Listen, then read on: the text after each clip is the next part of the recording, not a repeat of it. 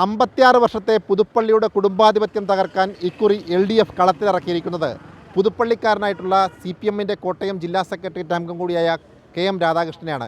ഇപ്പോൾ മണർകാട് പുതുപ്പള്ളി മണ്ഡലത്തിൻ്റെ ഭാഗമായിട്ടുള്ള മണർകാട് പഞ്ചായത്തിൽ വോട്ടർമാരെ നേരിൽ കണ്ട് വോട്ട് ചോദിക്കുന്ന തിരക്കിലാണ് KM രാധാകൃഷ്ണൻ. അദ്ദേഹത്തോട് തന്നെ നമുക്ക് ചോദിക്കാം, പരമാവധി വോട്ടർമാരെ നേരിൽ കാണാൻ വേണ്ടിയുള്ള ഓട്ടത്തിലാണോ? പരമാവധി വോട്ടർമാരെ നേരിൽ കണ്ട് വോട്ട് അഭ്യർത്ഥിക്കുക എന്നുള്ള ഒരു ജനാധിപത്യത്തിൻ്റെ സാമാന്യ മര്യാദയാണ്. അതൊരു സ്ഥാനാർത്ഥിയുടെ ധാർമ്മികമായ ഉത്തരവാദിത്തമാണ്. പരമാവധി ആളുകളെ കാണാൻ ശ്രമിക്കും. ഒരുപക്ഷെ സമയപരിമിതി മൂലം ചില ബുദ്ധിമുട്ടുകൾ ഉണ്ടാവാനിടയുണ്ട്, എങ്കിലും ആ കാര്യങ്ങൾ ചെയ്യാൻ പരമാവധി ശ്രമിച്ചുകൊണ്ടിരിക്കുന്നു. 56 വർഷം അച്ഛനും മകനും മാറി മാറി ജനപ്രതിയായിട്ടുള്ളൊരു മണ്ഡലത്തിലാണ് താങ്കൾ മത്സരിക്കുന്നത്. എത്രത്തോളം പ്രതീക്ഷകളാണുള്ളത്? 100% പ്രതീക്ഷയുണ്ട്. കാരണം പാരമ്പര്യം പറഞ്ഞാൽ നാട്ടിൽ വികസനം ഉണ്ടാവില്ല. അതുകൊണ്ട് അതിനെതിരായ ഒരു ചിന്ത നമ്മുടെ സമൂഹത്തിൽ ഉയർന്നു വന്നിട്ടുണ്ട്. അതിൻ്റെ ഏറ്റവും പ്രധാനപ്പെട്ട പ്രതിഫലനം നമ്മുടെ നിലവിലുള്ള MLA യഥാർത്ഥത്തിൽ ഒരു തെരഞ്ഞെടുപ്പിൽ വികസനമെന്ത് എന്ന ആളുകളോട് പറയുകയും 3 വർഷക്കാലമായി ഞാൻ ഇന്ന കാര്യങ്ങൾ ചെയ്തു എന്ന് അക്കമിട്ട് പറയുന്നതിന് പകരം ഇപ്പോൾ കോയമ്പത്തൂരിൽ നിന്ന് കുറേ സാരി മേടിച്ചുകൊണ്ട് നമ്മുടെ നാട്ടിലെ ആളുകൾക്ക് വിതരണം ചെയ്ത് തമിഴ്നാട്ടിൽ ഒരു കാലത്ത് നടന്ന രാഷ്ട്രീയത്തിന് സമാനമായി ഈ അസംബ്ലി മണ്ഡലത്തിൻ്റെ രാഷ്ട്രീയം മാറ്റാൻ അദ്ദേഹം ശ്രമിച്ചാൽ ഇവിടുത്തെ ജനാധിപത്യ വിശ്വാസികൾ ഒരിക്കലും അത് അംഗീകരിക്കില്ല എന്ന 100% വിശ്വാസം എനിക്കുണ്ട്. നമ്മളിപ്പോൾ നിൽക്കുന്നത് പുതുപ്പള്ളി മണ്ഡലത്തിൻ്റെ ഭാഗമായിട്ടുള്ള മണർകാടാണ്. കാഞ്ഞിരപ്പള്ളിക്കാനായിട്ടുള്ള ഞാൻ കോട്ടയത്തേക്ക് വരാൻ 1.5 മണിക്കൂർ യാത്ര ചെയ്താൽ മതി. പക്ഷേ 75 മിനിറ്റ് അല്ലെങ്കിൽ ഒരു 60 മിനിറ്റ് കൊണ്ട് നമുക്ക് കാഞ്ഞിരപ്പള്ളിയിൽ നിന്ന് മണർകാടെത്താം. പക്ഷേ മണർകാട്ടിൽ നിന്നും കോട്ടയത്തേക്ക് എത്തണമെങ്കിൽ പിന്നെയും 1 മണിക്കൂറോളം വേണ്ടി വരുന്നു. ഇതിനൊക്കെ ഒരു മാറ്റം ഉണ്ടാവേണ്ടേ?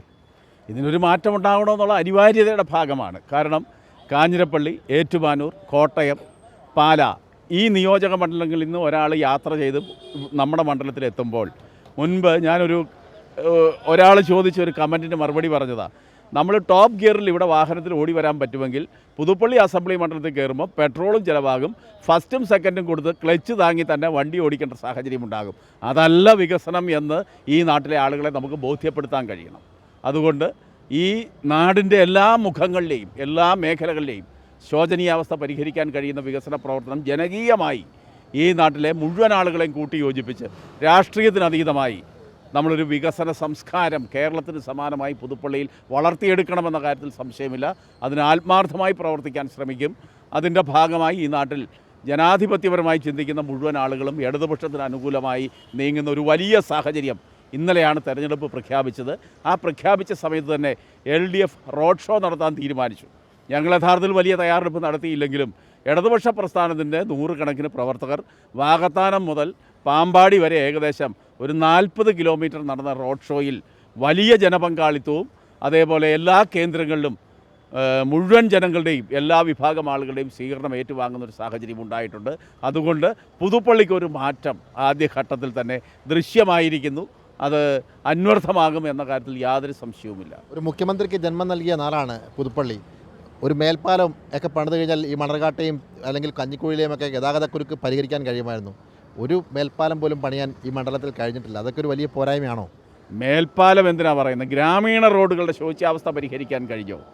കഴിഞ്ഞ 2.5 വർഷക്കാലമായി MLA ആയി പ്രതിനിധീകരിക്കുന്ന ആൾ, അദ്ദേഹത്തിന് ഏകദേശം 15 കോടി 1500 ലക്ഷം രൂപ അദ്ദേഹത്തിന് പ്രാദേശിക വികസന ഫണ്ട് കിട്ടിയിട്ട് എവിടെ ചെലവഴിച്ചു? മറുപടി പറയണ്ടേ?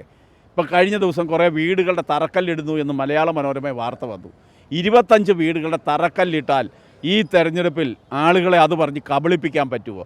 വീട് യഥാർത്ഥത്തിൽ ഇടതുപക്ഷ മുന്നണി ഗവൺമെൻറ് ലൈഫ് പദ്ധതി പോലെ 5,364 ആളുകൾക്കാണ് നമ്മുടെ ഗവൺമെൻറ് വീട് കൊടുത്തത്.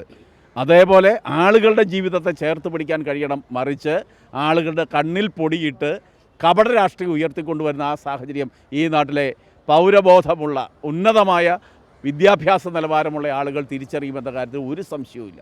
എന്തായാലും പുതുപ്പള്ളിയുടെ വികസന മുരടിപ്പ് തന്നെ ചൂണ്ടിക്കാണിച്ചുകൊണ്ട് മുന്നോട്ട് പോകാനാണ് ഇടതുമുന്നണിയുടെ തീരുമാനം. സാംജിത് ആർപ്പൂക്കരയ്ക്കൊപ്പം സനോജ് സുരേന്ദ്രൻ, കൈരളി ന്യൂസ്, കോട്ടയം.